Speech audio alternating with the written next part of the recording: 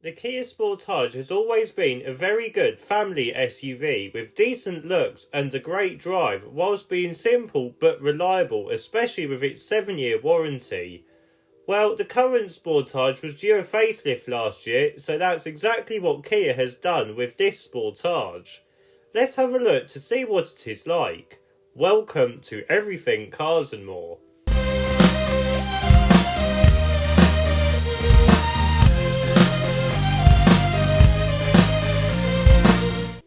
So the design of the new Kia Sportage hasn't changed that much, but that's because it didn't need a big update.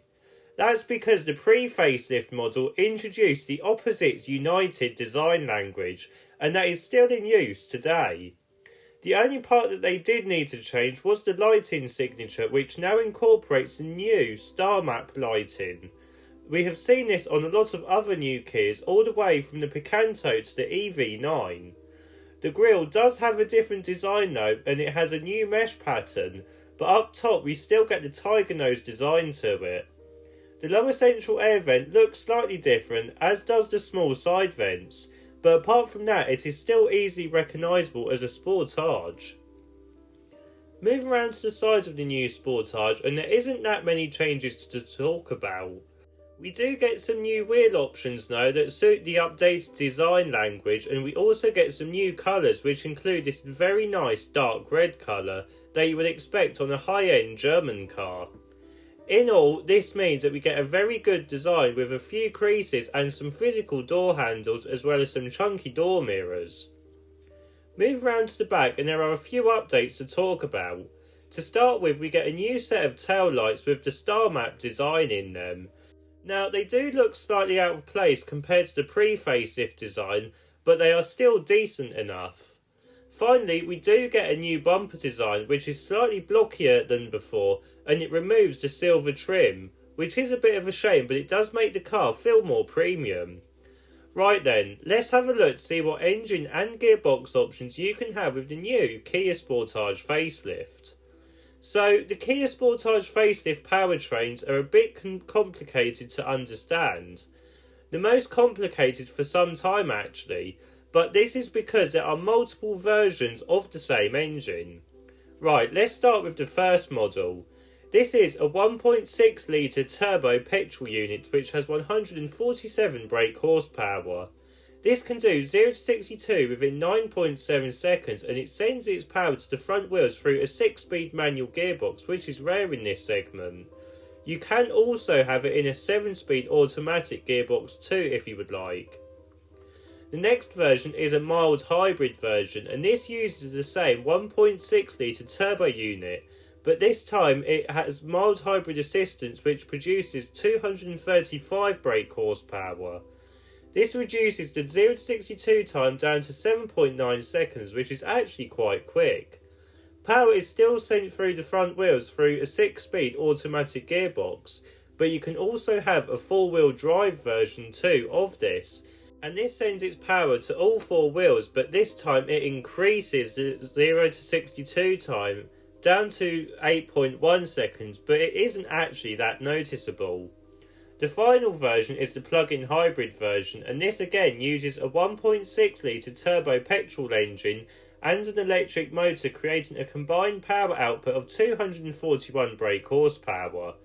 This can do 0 to 62 in 8.4 seconds, and the power is sent to all 4 wheels through a 6-speed automatic gearbox.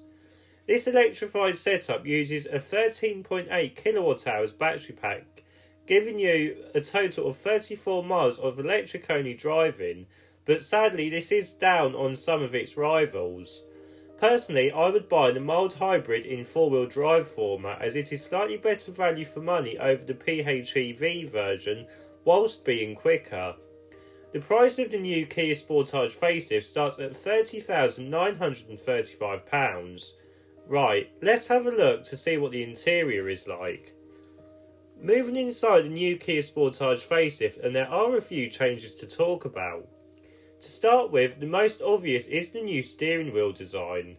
Now, when this design was first introduced, I really wasn't sure of it because it felt a bit cheap, especially with the Kia logo off the centre, but this design has really grown on me, and I really do like this dual colour design, and it makes this car feel very luxurious like a Jaguar or a Bentley. My personal preference though is the 3-spoke design over this 2-spoke. What do you think? Let me know in the comments section below, and whilst you're at it, don't forget to like and subscribe. Moving on then, we get a new dual screen setup which has a slightly different border than before. This runs the latest Kia infotainment system which works quite well and is easy to use with widgets.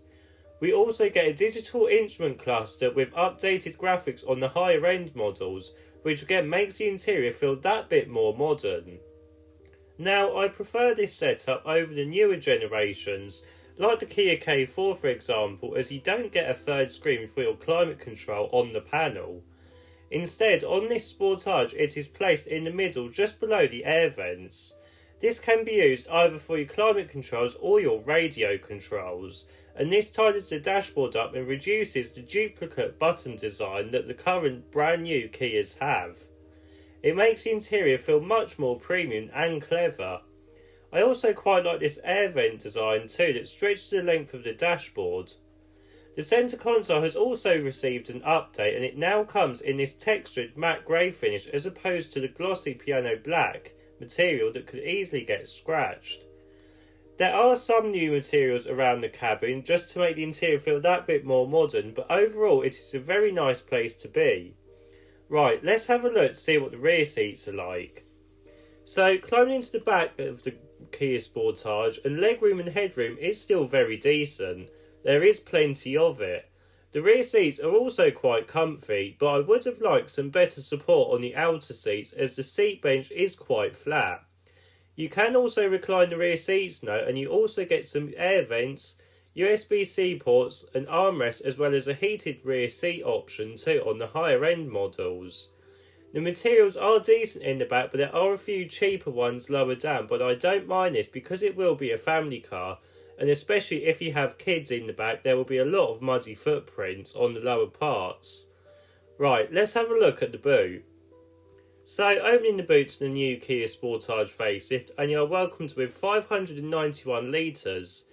Now, this is with the rear seats in their most upright position, but it does decrease down to 526 litres in their fully relaxed position.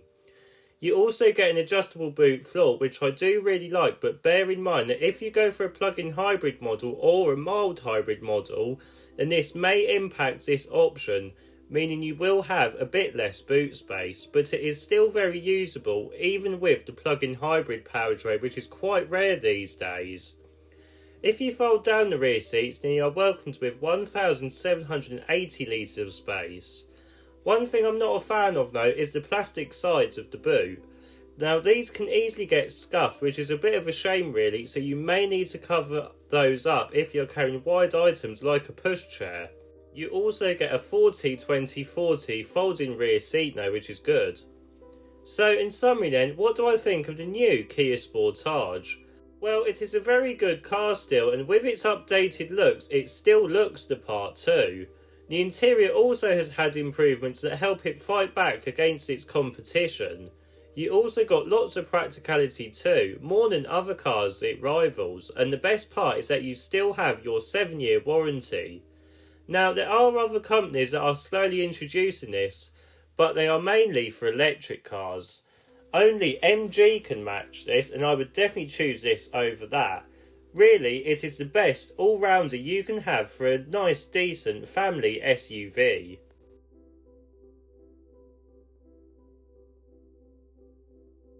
So, what do you think of this car then? Leave a comment below, and whilst you're at it, don't forget to give a like and subscribe to Everything Cars and More. I'll see you in the next video.